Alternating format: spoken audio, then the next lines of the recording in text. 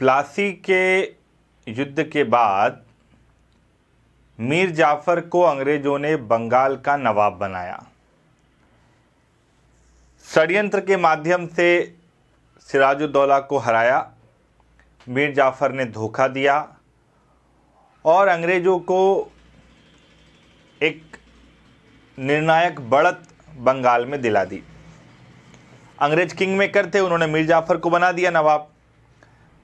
अब मीर जाफर से जो अंग्रेजों का समझौता हुआ था वो कुल मिलाकर के पैसे को लेकर हुआ था, जमींदारी को लेकर हुआ था।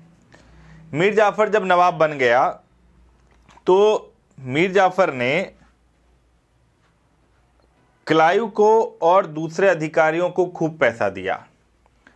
कहते हैं कि सबसे पहले तो उसने कंपनी को 24 परगना की जमींदारी प्रदान कर दी। 24 परगना, आप अगर बंगाल का मैप देखेंगे तो 24 परगना एक जिला का नाम है। तो 24 परगना की जमींदारी उसने अंग्रेजों को दे दी कि आप यहाँ से राजस्व उगाओ और अपने पास रखिए। बंगाल, बिहार, उड़ीसा से मुक्त व्यापार की सुविधा, यानी कि अब आप पूरी तरह से फ्री ट्रेड करेंगे यहाँ से, फ्री ट्रेड। ठीक। अब हुआ ये कि उसने, जैसे कि क्लाइव है, क्लाइव को बहुत पैसा दिया और क्लाइव पैसा लेकर के इंग्लैंड चला गया। क्लाइव के बाद में जो है हॉलवेल दूसरा अधिकारी आया, वेंसीटार्ट हॉलवेल। तो इन्होंने क्या किया कि डिमांड रखी और तो धीरे धीरे मीर जाफर के ऊपर पैसे का दबाव बनाया गया कि वो और पैसा दे। अब मीर जाफर जो था उसके पास, बेचारे के पास राजस्व के नाम पर बहुत लिमिटेड रेवेन्यू आता था, है ना। अब हुआ ये कि अंग्रेजों की जब भूख बढ़ती गई पैसे की, और क्योंकि मीर जाफर का क्लाइव के साथ बहुत अच्छा संबंध था, इसीलिए एक इतिहासकार ने उसको क्लाइव का गधा भी कहा। क्लाइव का गधा मीर जाफर को कहा गया। तो नए अधिकारियों के साथ उसकी बैठी नहीं चीज़ें सही साठ तरीके से। तो उसने क्या किया, अंग्रेजों ने कहा कि उसने कुछ भू राजस्व सुधार किए और कंपनी को ज़्यादा डिमांड जब बढ़ने लगी तो अंग्रेजों को लगा कि मीर जाफर अब उनके काम का नहीं है, तो उन्होंने इनके सेनापति, इसका सेनापति था और इसका दामाद भी था मीर कासिम, उसको पकड़ा। अंग्रेजों ने कहा कि हम एक नया, मतलब मीर कासिम और इसके बीच में एक समझौता हुआ अंग्रेजों के बीच में कि हम एक नया पद बनाएंगे, नायाब सूबेदार। और अंग्रेजों ने मीर जाफर को कहा कि भैया देखो, आप तो हैं यहाँ के नवाब, एक नया पद बनेगा नायाब सूबेदार और उस पर बैठेगा मीर कासिम। इसको समझ में आ गया मीर जाफर को कि यार ये अपने साथ वही करने वाले हैं जो हमने सिराज के साथ किया। तो उसने मना कर दिया, बोले नहीं, नया पद नहीं बनेगा नायाब सूबेदार का। तो अंग्रेजों ने क्या किया, मीर कासिम के साथ एक एग्रीमेंट किया, एक संधि किया और कहा कि हम आपको नया नवाब बनाएंगे, आप कितना पैसा देंगे। और उसने कुछ राशि, मैं बताऊंगा क्या क्या राशि उसने देना स्वीकार किया था।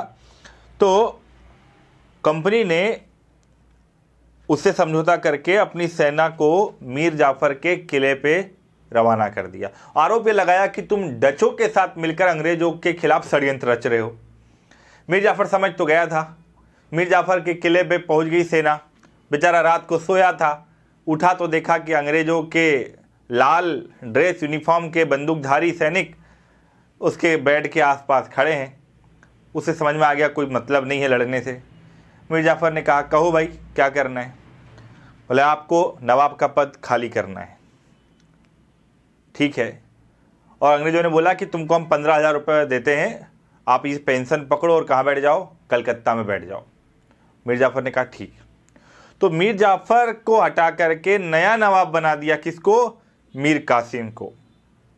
तो एक अधिकारी, अंग्रेज अधिकारी वेंसीटार्ट, उसने कहा कि it was a Bengal revolution. उन्होंने कहा कि ये मीर जाफर का मीर कासिम को नवाब बनाना है बंगाल की क्रांति है। तो प्रश्न अगर आ जाए कि बंगाल की क्रांति क्या होती है, ठीक, मगर इसे क्रांति कहना बिल्कुल सही नहीं है, क्योंकि क्रांति में तो कई सारे राजनीतिक दृष्टिकोण होते हैं, पॉलिटिकली एक विजन होता है, एक नया सिस्टम होता है। ये तो कुछ नहीं था, बस एक डर की वजह से सत्ता का परिवर्तन था।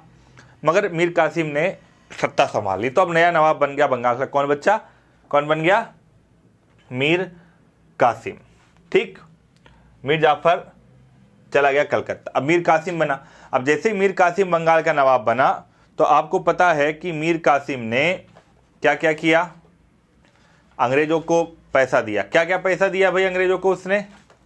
मीर कासिम ने अंग्रेजों को बर्दवान, मिदनापुर और चटगांव, ये 3 जिलों की जमींदारी दे दी। रिपीट, बर्दवान, मिदनापुर और चटगांव, जो आज की तारीख में बांग्लादेश में आता है, जमींदारी दे दी। और अंग्रेजी अधिकारियों को लगभग उसने 29 लाख रुपया तो गिफ्ट में दे दिया। 29 लाख रुपीस, इतना पैसा उसने गिफ्ट में दिया। कुछ जो ब्रिटिश अधिकारी थे उनको रकम दिया। और जो मीर कासिम था खास तौर पे अगर हम देखें तो वो मतलब बहुत अच्छा कुशल प्रशासक था, बहुत अच्छा अधिकारी था। वो चाहता था कि बंगाल में फिर से स्वतंत्र सत्ता में कायम करूं। अंग्रेजों का जो गुलामी का जो एक उन्होंने हम पर एक आधिपत्य कर रखा है, उससे हम बाहर निकलें। कुछ इतिहासकार ये भी कहते हैं कि जो मीर कासिम था, मीर कासिम दरअसल अंग्रेजों को बंगाल से भगाना नहीं चाहता था। वो सिर्फ और सिर्फ ये चाहता है कि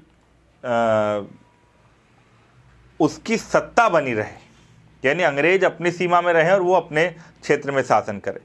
बहरहाल मीर कासिम जब आया तो उसने देखा कि यार अंग्रेज लोग जो है उन्होंने एक यूरोपियन सेना तैयार की है, आधुनिक सेना। और क्योंकि मीर जाफर भी सेना के लिए अंग्रेजों पर निर्भर था, है ना, इसने कहा मुझे अपनी सेना बनानी चाहिए। तो उसने क्या किया, सबसे पहले तो कि मुर्शिदाबाद में अंग्रेजों का प्रशासनिक प्रभाव था, तो उससे बाहर निकलने के लिए उसने राजधानी चेंज की और राजधानी मुर्शिदाबाद से कहाँ स्थानांतरित कर दी? मुंगेर। मुंगेर एक नई राजधानी बनाई। दूसरी बात, अंग्रेजों ने उसके ऊपर पैसे के लिए ज़रूरतों का भार और लाद दिया, वो उससे थोड़ा परेशान हुआ।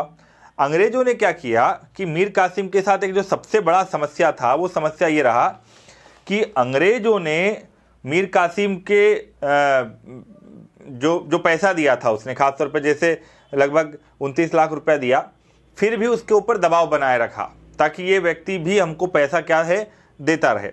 मीर कासिम ने जो अपने विरुद्ध षड्यंत्रकारी लोग थे, जैसे एक नाम आता है सूबेदार राम नारायण का, जिसे अंग्रेजों का समर्थन था, उसको हटा दिया। अंग्रेज थोड़ा इससे नाराज हुए। दूसरी बात, उसने एक और काम किया। उसने क्या किया कि यूरोपीय ढंग से सेना तैयार करी, कुछ आधुनिक हथियारों के उसने फैक्ट्री लगाई। उसने यूरोपियन पैटर्न पर अपने एडमिनिस्ट्रेशन को तैयार किया।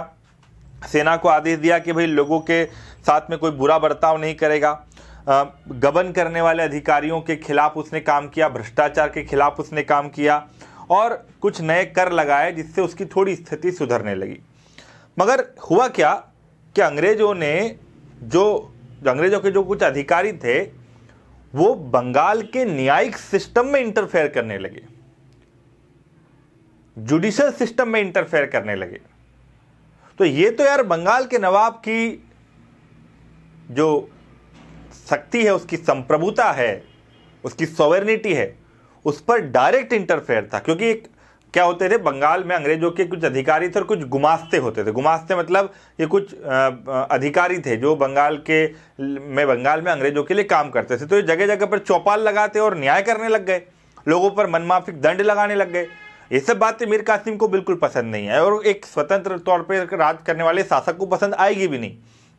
अब क्या हुआ कि भ्रष्टाचार को उसने खत्म किया, सैनिकों की संख्या में बढ़ोतरी कर दी और गुरगीन खां और मोहम्मद अली खां की सहायता से उसने एक बहुत मजबूत तोपखाना भी तैयार किया, आर्टिलरी तैयार किया। अब ये सब चीज़ें जब हो रही थी तो अंग्रेज लोगों को समझ में आ गया कि भैया ये जो है हमारे ऊपर क्या करने वाला है, हमसे झगड़ा करने वाला है। अब क्या हुआ कि उसने कहा कि मुझे रेवेन्यू और चाहिए। तो उसने देखा कि यार जो दस्तक है, मैंने बताया था दस्तक क्या होता है बच्चा, कि 1717 में जो अंग्रेजों को फर्रुखसियर ने फ्री ट्रेड का एक राइट दिया था, तो दस्तक कहते हैं उसको। तो अंग्रेज लोग दस्तक का बहुत दुरुपयोग करते थे, मिसयूज करते थे। अंग्रेजों का वहाँ पर एक प्रिविलेज था। प्रिविलेज क्या था कि वो उनको टैक्स नहीं देना पड़ता था और इंडियन लोगों पर टैक्स लगाया जाता था। मीर कासिम ने क्या किया, बोले सारे चुंगी, चुंगी माने व्यापारिक, व्यापार पर टैक्स, सारे टैक्स उसने हटा लिए। अंग्रेजों का प्रिविलेज खत्म हो गया, विशेषाधिकार खत्म हो गया और चुंगी खत्म कर दिया उसने। अब भारतीय व्यापारी और अंग्रेज व्यापारी दोनों बराबर में थे। अब अंग्रेजों का जो दस्तक का दुरुपयोग करते थे, कैसे, भारतीयों को बेच करके, वो भी उन्होंने खत्म कर दिया, तो उनका नुकसान हो गया। जो निजी व्यापार अंग्रेज लोग करते थे उससे भी उनका नुकसान हुआ। तो कहीं ना कहीं उनका जो पैसा जो उनको मिलता था एक्स्ट्रा, और जो व्यापारिक एकाधिकार था वो, जैसे एक कहावत, एक किस्सा है कि एक अधिकारी जो है वो मीर कासिम के लिए शौरा लेकर आया, शौरा। अब शौरा लाया तो ईस्ट इंडिया कंपनी ने उस पर जो है दंड लगा दिया, क्योंकि शौरा बेचने का और लाने खरीदने का अधिकार जो था, बेचने का, व्यापार करने का अधिकार सिर्फ ईस्ट इंडिया कंपनी को था। ये सब बातें मीर कासिम तक जा रही थी और मीर कासिम को बात समझ में आई कि यार हमें जो है ना स्वतंत्रता से अंग्रेज शासन करने नहीं देंगे, तो वो अपनी सेना को और मजबूत करने लगा। अब हुआ ये कि दस्तक को दुरुपयोग को जब उसने रोक दिया तो ये बात कंपनी को हजम नहीं हुई और कंपनी ने 1763 में, जुलाई 1763 में मीर कासिम को हटा दिया और फिर से किसको बना दिया, नवाब मीर जाफर को। किसको? मीर जाफर को। अब भैया यहां से पृष्ठभूमि शुरू होती है बैटल ऑफ बक्सर की। बक्सर का युद्ध जो कि भारत में अंग्रेजों की जीत के लिए सबसे बड़ा एक युद्ध माना जाता है। तो जब एक तरह से हम देखें तो कंपनी का, जब इसने मीर कासिम को हटाया कंपनी ने, तो मीर कासिम को के साथ थोड़ी सी झड़प हुई अंग्रेजों की, मगर मीर कासिम हार गया। अब मीर कासिम भाई साहब जो है वो भाग करके कहाँ चले गए? अच्छा, यहाँ अब ना स्टोरी बड़ी मज़ेदार होने वाली है, ठीक है? बक्सर का युद्ध समझना। अभी जो मीर कासिम था ये बोला यार मैं किससे मदद मांगूं, क्या करूं? ये चला गया अवध। अवध का शासक है शुजाउद्दौला। शुजाउद्दौला बहुत सुलझा हुआ व्यक्ति था। मीर कासिम की तरह वो जो है धोखे से नवाब नहीं बना था, वो अवध का एक वास्तविक सैनिक था।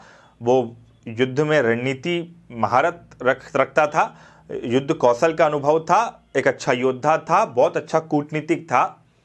पानीपत के तीसरे युद्ध में वो जो है लड़ा था, किसके साथ? अब्दाली के साथ, मराठों के खिलाफ। तो बहुत अच्छी आर्थिक तौर पर सक्षम व्यक्ति था। अब मीर कासिम पहुंच गया अवध के नवाब के पास, बोला अच्छा, उस समय पर ना अवध में ही मुगल शासक शाह आलम, वो भी बेचारे फंसे हुए थे। जो है मुगल शासक शाह आलम, वो भी अवध में फंसे हुए थे। उनको भी शरण दे रखी थी किसने? अब शुजाउद्दौला ने। तो शुजाउद्दौला के पास गया मीर कासिम, बोला यार साहब प्लीज यार बंगाल को जीतने में मेरी मदद करो, मुझे मेरा बंगाल चाहिए। शुजाउद्दौला बोला व्हाट यू विल बी पे, आप मुझे क्या देंगे? बोले साहब 20 लाख रुपए दिए आपको, आप मेरी मदद करो, मुझे 20 लाख रुपए आपको दूंगा बंगाल का नवाब बनने के बाद।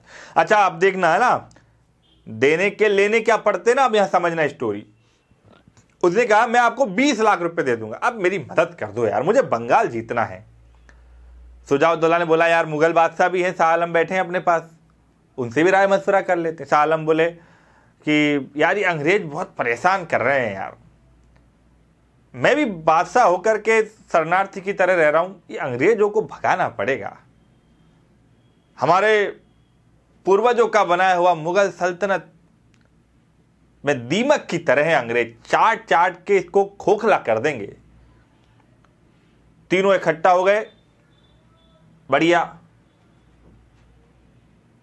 सेना इकट्ठी करो, चलो तलवार उठाओ। मुगल बादशाह शाह आलम, अवध का नवाब शुजाउद्दौला और मीर कासिम, ये तीनों अंग्रेजों से धोखे खाए हुए बेचारे, तीन बेचारे इकट्ठे हो गए। अब नेतृत्व कर रहा था शुजाउद्दौला, बोला मुझे बंगाल चाहिए। तो तीनों अपनी सेना लेकर के चले बंगाल की तरफ।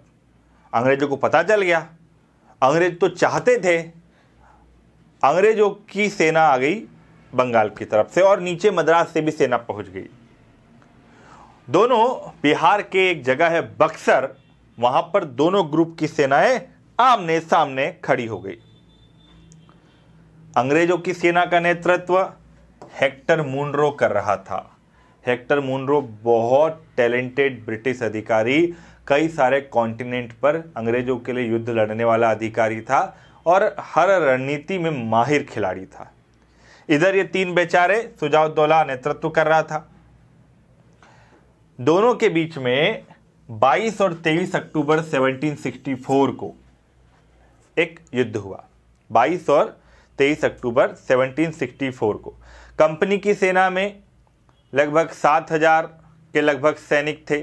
सुजाउद्दौला और इनके तीनों के साथ में जो है बड़ी लंबी सेना थी। बक्सर के युद्ध में युद्ध शुरू हुआ और अंग्रेजों के लगभग 900 सैनिक मारे गए, कुछ सैनिक घायल हुए और जो है इसमें अंग्रेजों ने अपने तोपखाने से, अपने युद्ध कौशल से इस बड़ी अच्छी भिड़ंत में, बक्सर के युद्ध में इन तीनों की संयुक्त सेना को हराया। सबसे पहले उन्होंने हराया किसको? शाह आलम को। शाह आलम की सेना को डिफीट किया। शाह आलम भाग करके अंग्रेजों के संरक्षण में चला गया। अब बचे सुजाउद्दौला और मीर कासिम, इन दोनों की सेना को पराजित कर दिया। सुजाउद्दौला को बोला देख सरेंडर कर दे वरना अवध खा जाएंगे।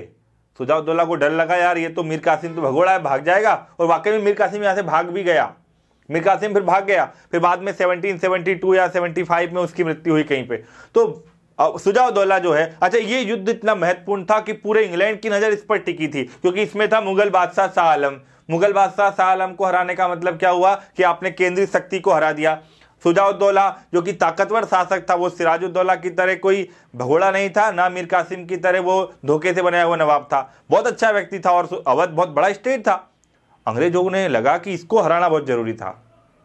तो ये तीनों की सेना को बक्सर के युद्ध में बहुत बुरी तरह से अंग्रेजों ने पराजित कर दिया। कब हुआ बक्सर का युद्ध रे? 22-23 अक्टूबर 1764 को। इस युद्ध में अंग्रेज जीत गए। अब जब अंग्रेज जीत गए तो मुगल बादशाह भी उनके संरक्षण में, सुजाउद्दौला भी उनके संरक्षण में। जैसे ये युद्ध जीते वैसे इंग्लैंड की तरफ से एक मैसेज आ गया ईस्ट इंडिया कंपनी को, कोई संधि नहीं करेगा, कोई संधि नहीं करेगा। क्योंकि उनको हारने का, अंग्रेजों को ही लगा था युद्ध तो हम हारे गए, मगर बदकिस्मती रही भारतीयों की कि ये युद्ध अंग्रेज जीत गए। इंग्लैंड से संदेश आया ईस्ट इंडिया कंपनी को, अभी कोई संधि नहीं होगी, जो स्थिति है वो बनाए रखो। अब अंग्रेजी ईस्ट इंडिया कंपनी की तरफ से एक व्यक्ति पहुंचा कहां? क्लाइव के घर। क्लाइव उस समय रिटायर हो गया था बेचारा, रॉबर्ट क्लाइव बेचारा रिटायर हो गया था। अपने नाती पोतों के साथ खेलता था, उनके लिए घोड़ा वोड़ा बनता रहता था और आराम से चाय वाय पी करके 2 टाइम रोटी खा के आराम से घर में आराम कर रहा था। ईस्ट इंडिया कंपनी का संदेश आ गया, बोले भाई साहब इंडिया जाना है। अरे बोले मैं नहीं जा रहा यार इंडिया, अभी तो आया हूँ वहाँ से। बोले नहीं आपका जाना बहुत ज़रूरी है। क्यों ज़रूरी है? बोले मुगल बादशाह हार गया है, अवध का नवाब हार गया है, अब जाकर के अपने इंटरेस्ट में कुछ अच्छी रकम लेकर आओ और कुछ बड़ा क्षेत्र लेकर आओ। अच्छा ये वो टाइम था बेटा जब अमेरिका में भी अंग्रेज थोड़ा संघर्ष कर रहे थे। उन्हें लगा यार अगर इधर का ये क्षेत्र जाता है तो भारत जैसा बड़ा क्षेत्र हमारे पास आना ही चाहिए, और ये काम बहुत अच्छे से कौन कर सकता है? क्लाइव कर सकता है। साम दाम दंड भेद सब में माहिर क्लाइव महाराज। क्लाइव आ गया भाई हिंदुस्तान, और वो हिंदुस्तान आया गवर्नर जनरल बन के ईस्ट इंडिया कंपनी का। और फिर उसने एक संधि किया जिसको इतिहास में क्या कहते हैं बच्चा? क्या कहते हैं? इलाहाबाद की संधियां। और इन इलाहाबाद की संधियों से हिंदुस्तान की राजनीतिक स्वतंत्रता का पूरी तरह से अंत हो जाता है। अच्छा इस बीच में 5 फरवरी 1759 को 1759 को मीर जाफर का की वो जो है मीर जाफर की मृत्यु हो जाती है। तो कंपनी जो है उसके पुत्र को, जिसका नाम होता है अपना संरक्षण में नवाब भी बना देता है। ठीक है, अब क्या हुआ? अब क्लाइव आ गया, और क्लाइव आया तो क्लाइव के आने के बाद हुई में इलाहाबाद की पहली संधि। ठीक, ये संधियाँ इलाहाबाद में हुई थी और इस समय पर जो कैरेक्टर थे, जो चरित्र थे, वो आपको पता है कि कौन कौन चरित्र थे। क्लाइव था, शुजाउद्दौला था, शाह आलम द्वितीय था। ये चरित्र हैं, कैरेक्टर हैं।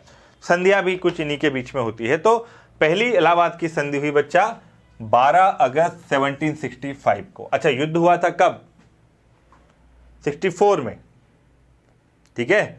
संधि हुई लगभग 8-10 महीने के गैप के बाद, क्योंकि अंग्रेज बहुत होमवर्क करना चाह रहे थे। होमवर्क करके आए थे कि कैसे ज़्यादा से ज़्यादा एडवांस में चीज़ें इनसे हासिल की जाए।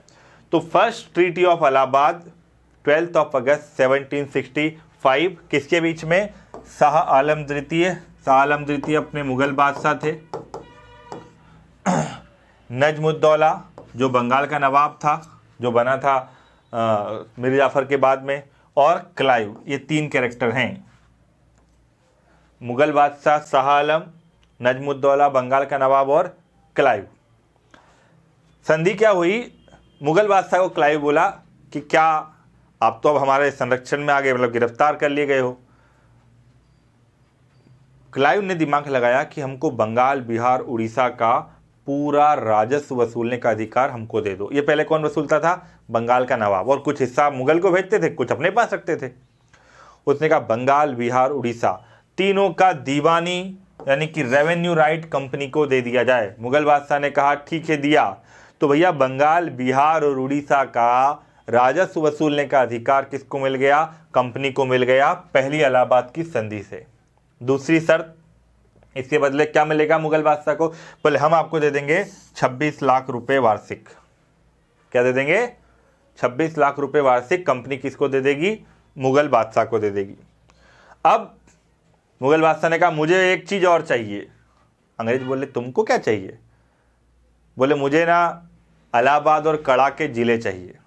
इलाहाबाद और कड़ा, ये तो अवध के अंदर में आता था, मतलब किसके पास था? अवध के नवाब के पास था। बोले ये मुझे चाहिए, तुम दिला के दो, ला के दो मुझे कहीं से भी। अंग्रेज बोले ठीक है। तो इलाहाबाद और कड़ा के जिले अंग्रेजों ने अवध के नवाब से लेकर के किसको देने की स्वीकार्यता दी?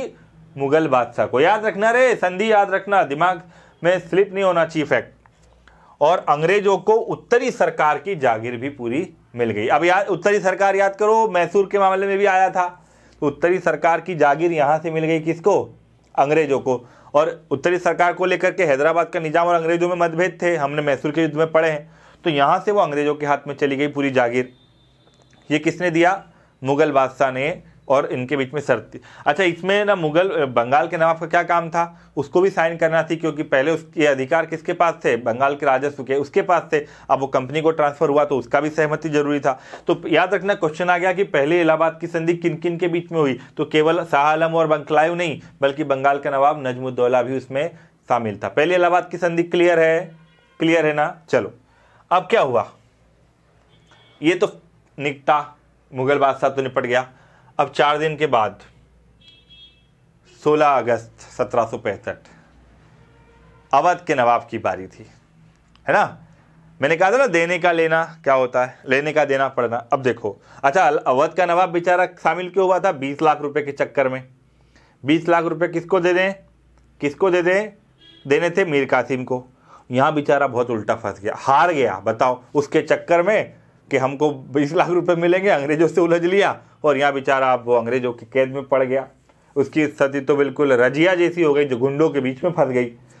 अब उसने कहा भाई मांगो यार, तुमको क्या चाहिए, हार तो गया हूँ। उसने कहा, अंग्रेजों ने, उन्होंने कहा देखो इसको ना ज़्यादा परेशान नहीं करना है। क्यों नहीं करना है?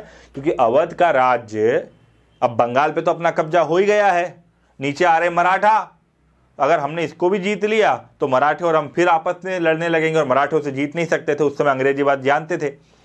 उन्होंने कहा इसको बफर स्टेट बना के रखो, ज़्यादा परेशान मत करो इसको, मगर इस तरह से इस पर कब्जा करो कि भविष्य में जब मर्जी हो तब इसको हम जीत लें। हुआ भी वही। तो भैया शुजाउद्दौला और क्लाइव के बीच में संधि हुई। कंपनी ने बोला बाबा 50 लाख रुपए दे दो। कासिम से 20 लेने वाला था, 50 लाख दे दे, वरना अवध का राज्य दे दे। उसने कहा यार अवध का राज्य थोड़ी दूंगा, चलो 50 लाख रुपए दिए। तो भैया 50 लाख रुपए और चुनार का किला किसको मिल गया? अंग्रेजों को मिल गया। किससे मिल गया? अवध से मिल गया। अवध का राज्य नवाब को वापस मिल गया, मगर 2 जिले नहीं मिले, कड़ा और इलाहाबाद, क्योंकि वो अंग्रेजों ने रख लिए और अंग्रेजों ने किसको दे दिए? मुगल बादशाह को दे दिए। अवध में अंग्रेजों ने कहा हमको फ्री ट्रेड राइट चाहिए, यानी हम व्यापार करेंगे और कर नहीं देंगे।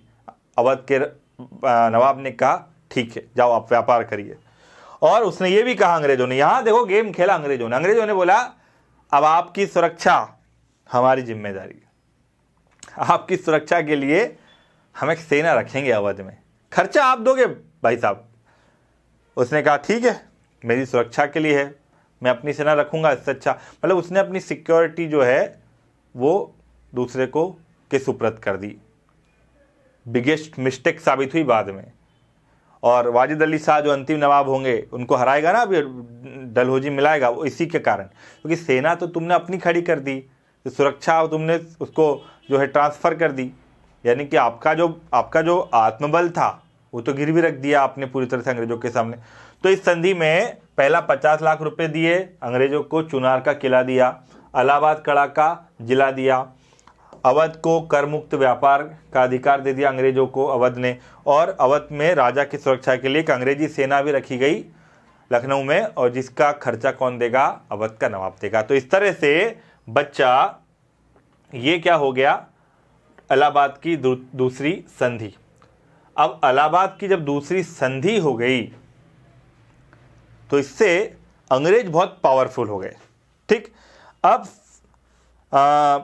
शुजाउद्दौला को एक तरह से अगर हम देखें तो बलवंत सिंह को भी राजस्व वसूलने का अधिकार देना पड़ा, क्योंकि बलवंत सिंह ने अंग्रेजों का मदद किया था। इस संधि से या बक्सर के युद्ध से अगर आप समझें तो एक तरह से अंग्रेजों का सल्तनत, अंग्रेजों का जो राज्य था वो भारत में एक स्थापित हुआ। कैसे स्थापित हुआ? बक्सर के युद्ध के परिणाम क्या हुए? सबसे पहला परिणाम हुआ कि जो राजनीतिक तौर पर, पॉलिटिकल तौर पे अंग्रेजों को चुनौती देने वाली अब कोई बड़ी ताकत नहीं बची। मराठे तो पानीपत के युद्ध में हार गए थे, उनकी स्थिति तो खराब हो गई थी 1761 में। 1764 के बाद में, 65 के बाद में अंग्रेजों को चुनौती देने वाला ना तो बंगाल का कोई नवाब बना। भाई प्लासी के युद्ध में ये तय हो गया था कि बंगाल पर अंग्रेजों ने जीता, पर सत्ता किसकी रहेगी ये तय नहीं हुआ था। बक्सर के युद्ध ने तय कर दिया कि सत्ता अंग्रेजों की ही रहेगी, क्योंकि बंगाल में इसके बाद शुरू हो गया था द्वैध शासन। द्वैध शासन क्या होता है उस पर मैं अगली क्लास लूँगा, मगर यहाँ पर मुगल शासक उनका पेंशन करता बन गया, अवध उनका गुलाम बन गया, बंगाल के पर उनका आधिपत्य हो गया। यानी उत्तर भारत की जो बड़ी ताकतें थी वो तो क्या हो गई? अंग्रेजों के नियंत्रण में चली गई। कंपनी की राजनीतिक हैसियत बहुत बढ़ गई।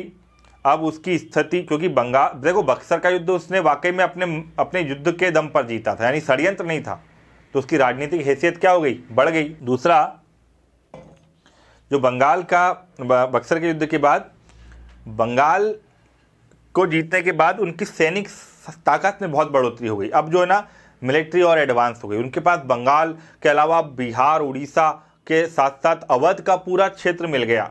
पैसा भी मिला 50 लाख रुपए और फ्री ट्रेड मिला, तो वो जो पैसा ट्रेड के लिए देना पड़ता था वो भी पूरा बच गया। तो सेना और तकनीक से आधुनिक हो गई और अवध जैसी जगह उनको मिल गई जहां से वो बहुत भारतीय सैनिकों को क्या कर सकते थे? भर्ती कर सकते थे। ठीक है, अपनी कुशलता के दम पर कंपनी जो है अब एक सैन्य शक्ति के रूप में मजबूत हो गई। और बक्सर के युद्ध के बाद में जो उसको पैसा मिला, उस पैसे से वो इकोनॉमिकल भी बहुत जो है ताकतवर कंपनी बन जाती है। और कंपनी को सबसे बड़ा फायदा ये हुआ कि अवध जैसा बफर स्टेट मिल गया जहां से मराठों पर नियंत्रण रखना आसान था। ठीक, अब एक सामाजिक दुष्परिणाम जरूर इससे हुआ कि बंगाल में द्वैध शासन लगा। द्वैध शासन मैंने कहा अगली क्लास में बताऊंगा मैं आपको। द्वैध शासन की वजह से बंगाल में सामाजिक परिणाम भी भुगतने पड़े। गरीबी और बेरोजगारी काफी कुछ यहाँ पर क्या हुआ? बढ़ गया। तो ये जो इलाहाबाद की दूसरी संधि थी, बक्सर का युद्ध था, इस युद्ध से पूरी तरह से अंग्रेजी सत्ता हिंदुस्तान पर स्थापित हो जाती है और बंगाल पूरी तरह से अंग्रेजों के आधिपत्य में चला जाता है। तो ये जो मीर कासिम की कहानी है, ये जो इलाहाबाद की संधियाँ हैं, ये आपके एग्ज़ाम के लिए बहुत इंपॉर्टेंट है बच्चा, इसको तैयार कर लीजिएगा। भूलना नहीं है, आधुनिक भारत की सीरीज पूरी कंप्लीट करेंगे, ठीक है ना, भागना नहीं है चीज़ों से। और मैं बता दूं ये बेसिक फाउंडेशन है, ये मेंस के लिए चीज़ें नहीं है, ये बेसिक फाउंडेशन है। प्रीलिम्स और आप कह सकते हैं कि एमपीपीएससी के मेंस के लिए भी, मगर यूपीएससी का तो फाउंडेशन ही कहलाएगा। तो गाइज ये जो सीरीज है आप पढ़ते रहिए, सीखते रहिए, सीखना बहुत ज़रूरी है। लर्निंग इज़ अर्निंग बेटा। और किसी को कोई समस्या हो तो आप हमसे ज़रूर बोल सकते हैं। चलिए क्लास यहीं पर वाइंड अप करते हैं। द्वैत शासन पढ़ाऊंगा अगली वीडियो में, पढ़िएगा ज़रूर। Thank you.